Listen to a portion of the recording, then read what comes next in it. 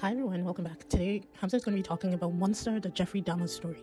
Look, your girl is a murder mystery fan any day, anytime, until it is based on true life stories. So my man is going to take over and take on this piece for me. Don't forget to like, share, subscribe, and hit that notification bell. Hope you guys enjoy. Hi everyone, today we're talking about Jeffrey Dahmer Story. Well, I really enjoyed the show. It's right in my, alley with what I like to watch, crime and true story. I've known about Jeffrey Dahmer, and one thing I liked about it was how it was directed. I know there's a little bit of controversy about the direction of the series, and I understand it because it's a very sensitive topic and it's a true life story that happened, and the victims' families are still alive, dealing with the audience after all these years, and watching the story unfold again is traumatic. But I still did like the direction. I like the fact that the director chose to not just tell the monster story, but also in some episodes, not all, but concentrate on some victims and their families, which I felt was very good to see the lives they could have had and the life they had. We drinking tonight? Oh, I just had a couple beers. What's in the garbage bags? They're the clippings from the yard. You're 18, is that right? So you got your whole life ahead of you. And I'm not gonna fuck that up by arresting you tonight, okay? Drive your ass home. As for how I felt watching this, to be honest, I felt sad and angry at the same time, because a lot of the things that happened could have been avoided and taken care of by the police, who were just very, very disappointed with the way they handled the situation.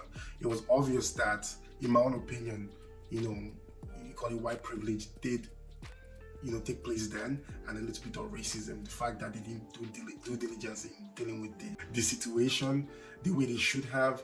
He was a criminal who had multiple records, and they didn't do the background checks. There's actually an episode, I think episode 2 or 3, where one of the surviving victims, the first person to actually survive him, who his grandma saved, when he was with the police. I can't remember the name of the character, but I think it was episode 2 or 3. When he was at the police station talking to the detective, he said, and I quote, "So you take the word, you don't believe a black man with no criminal record, but you do believe a white man with a criminal record," which was very, very, telling about the show and the fact that the police force didn't do anything.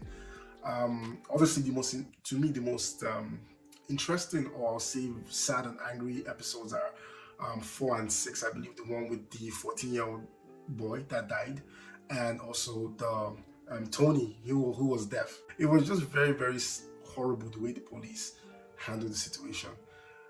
With Conrad, the police were called when he had escaped after he had drilled a hole into his head and poured the chemicals in there so that he would be kind of brain dead in a way, but he survived that, and the cops were called. And when they showed up, they believed Jeff immediately over his neighbor, and it was just so irritating and annoying. And then you have episode 6, which is about Tony. He was black, he was gay, and he was deaf, and he was living his dream, his best life, and he had the hopes of making it as a model, and he was trying to do that. This man tried to kill me. You're saying there's nothing you can do about that? Yes. Evan Peters' portrayal of Jeff Dahmer was good, very good.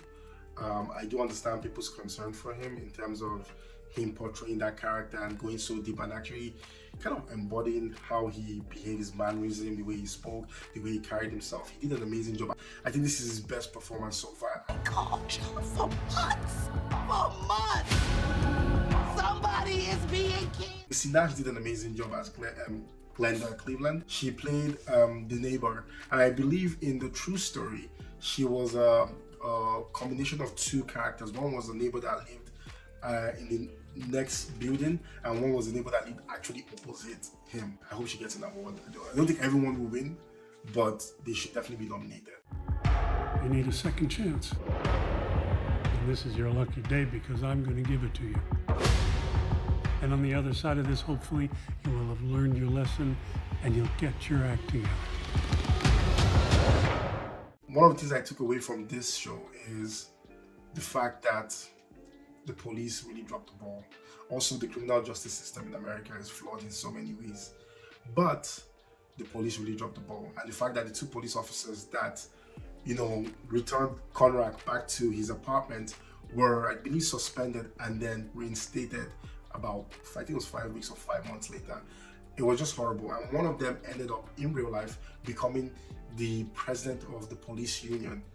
And that's just so sad that they did not have repercussions for what they did. There was no accountability. The fact that they could get away with a situation like that they should have handled properly. This was a guy with a criminal record who was a multiple offender and did it so many times, so many complaints, and they saw nothing wrong. In regards to Jeff Dahmer himself, whether he was a racist or he just picked the minorities, I think he was, I don't think he was racist.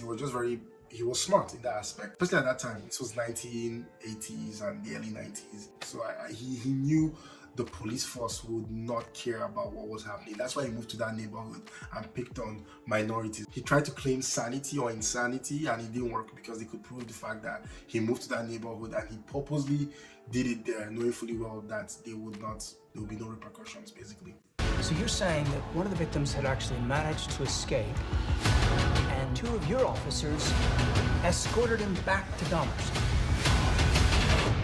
Wait. You're just gonna let him take this baby back inside? Ma'am, let us do our job. The authority figure that pissed me off the most was the 2 police officers that took the Conora kid back to the apartment. What happened in the show was accurate to how it went down per se. The judge and what he said about, Conora and his family when he raped his older brother was also bad, but I don't know if that's how it happened in real life, so I can't speak to that. But in the show, that really got under my skin too, when he said, he made a statement about, I have a grandson who is just like you and an alcoholic like you, and now you're stunting around.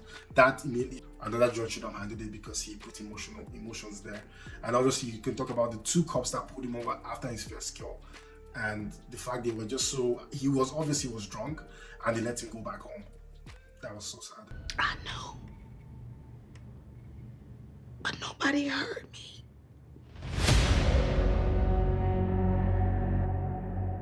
So overall, I would say this is an amazing show. If you're into crime drama and crime story and stuff like that, you will enjoy it. But your emotions will be tested. You probably feel sad and angry of what happened. You would want justice for the victims and the families they left behind. And the fact that till this day, personally, I don't think justice was served properly is so appalling. Thank you guys for watching. Like, subscribe, share, and comment. Let's just see. Tell me how you feel about it. What did you take away from this? Were you angry? Were you sad? Again, how do you feel about law enforcement back then and how they handled that situation? But what do you think they should have done better? And yeah, I'll see you in the next review. Thank you.